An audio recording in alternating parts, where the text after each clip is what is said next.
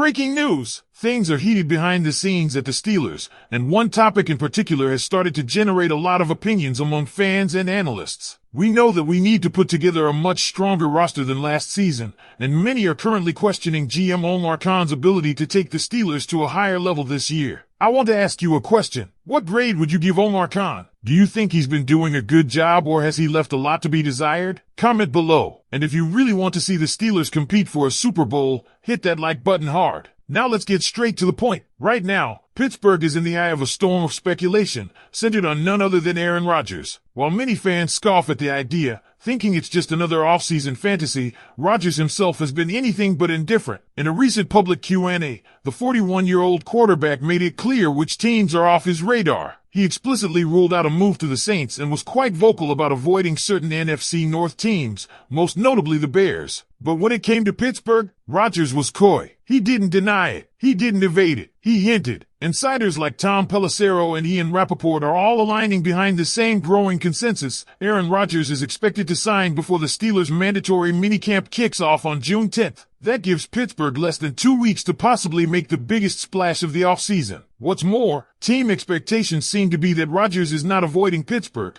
but rather waiting for a reason. He simply doesn't care to show up for voluntary OTAs. At 41, with more than enough rings and respect to his name, he doesn't need to grind in June workouts to prove himself. Even Cam Hayward backed that stance, saying players have personal lives, and off-season attendance isn't everything. Rodgers' family situation, dealing with serious health issues, also adds weight to his absence. But that's not the headline. The headline is that the Steelers brass, and those who know the league best, believe Rodgers is on his way to the Steel City. And if he does land in Pittsburgh, it could transform this team overnight into a legitimate Super Bowl contender. And let's not forget what's already brewing in the offense. Roman Wilson, the third-round pick out of Michigan, is drawing major attention. Some fans asked how he compares to former Steelers legends, but the real comp being thrown around is Randall Cobb. Think about that. A small, crafty slot receiver with elite acceleration, natural hands, and a commitment to blocking, the kind of guy Rodgers built chemistry with for years in Green Bay. Wilson lives by the motto no block, no rock, showing the exact grit Pittsburgh fans crave. If Rodgers walks into the locker room and sees Roman Wilson waiting for him in the slot, it could be love at first sight, on the field, that is. The parallels with Cobb are striking.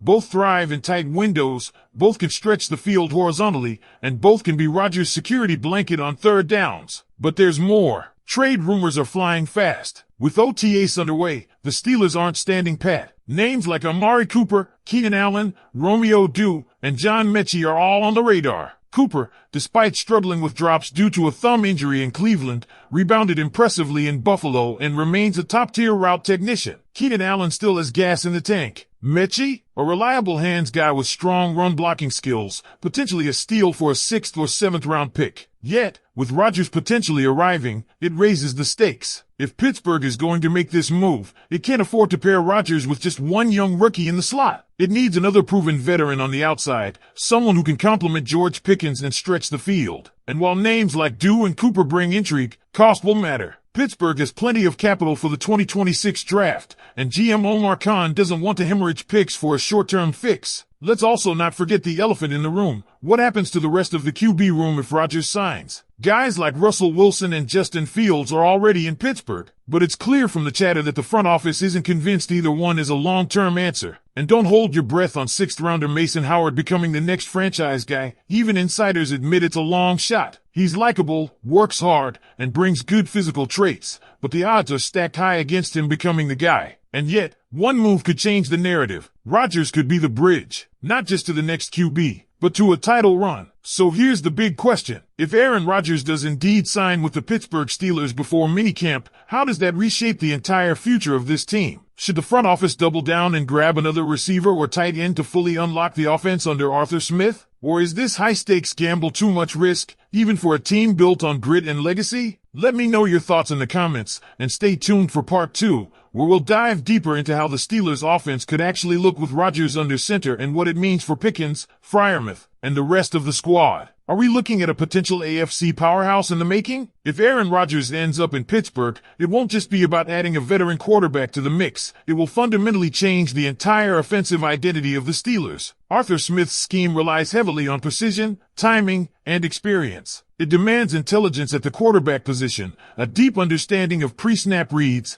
and surgical execution. In other words, it's tailor-made for someone like Rodgers. And when you factor in the type of personnel this offense is being built around, it's hard not to see how the pieces could suddenly fall into place. Start with the wide receivers. George Pickens already flashed signs of becoming a WR1 with his physicality, deep ball ability, and sideline awareness. But what he lacked was consistent quarterback play and a system that maximized his strengths. With Rodgers slinging the ball, Pickens could emerge as one of the league's breakout stars. Then there's Roman Wilson, a slot technician who mirrors Randall Cobb in more ways than one. If Rodgers trusted Cobb with critical third downs and red zone looks in Green Bay, don't be surprised if Roman Wilson earns that same level of trust in Pittsburgh. The tight end room could also benefit immensely. Pat Freiermuth, already a fan favorite, hasn't yet had the chance to work with a quarterback who consistently utilizes the tight end position as a primary weapon. Under Rodgers, that could change quickly. Combine him with the potential addition of Jonnu Smith, someone Arthur Smith has previously worked with,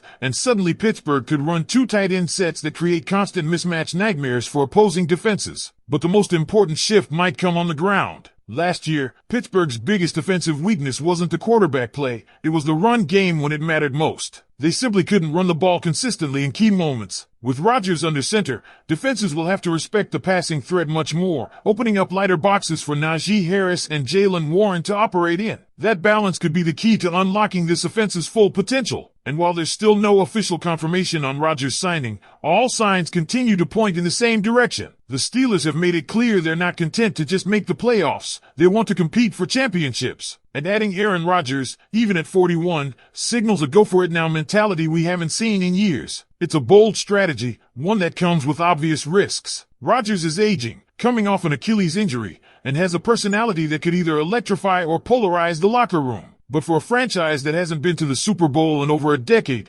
playing it safe won't bring home a Lombardi. And let's not forget, Rodgers doesn't need to be MVP level for this to work. He just needs to be better than what Pittsburgh's had behind center for years. If he could protect the football, capitalize in the red zone, and be the steady hand in high leverage moments, that alone could elevate the Steelers from a wild card hopeful to a true AFC contender. Now, the question is, what if it doesn't happen? What if Rodgers backs out or another team swoops in at the last second? Pittsburgh still has Russell Wilson and Justin Fields, but neither has proven they can lead this current roster deep into January. So as June 10th approaches, all eyes are on the Steelers front office. Will they pull the trigger and officially usher in the Rodgers era in Pittsburgh? Or will this all fade into offseason fantasy, another what if in a franchise filled with almosts? Let us know your thoughts in the comments below. Should the Steelers go all in on Rodgers? What would you do if you were in Omar Khan's shoes right now? And if you enjoyed this deep dive, don't forget to hit that like button, subscribe to the channel, and stick around. More breaking updates and analysis are just around the corner. And trust me, you won't want to miss what's coming next. Go Steelers!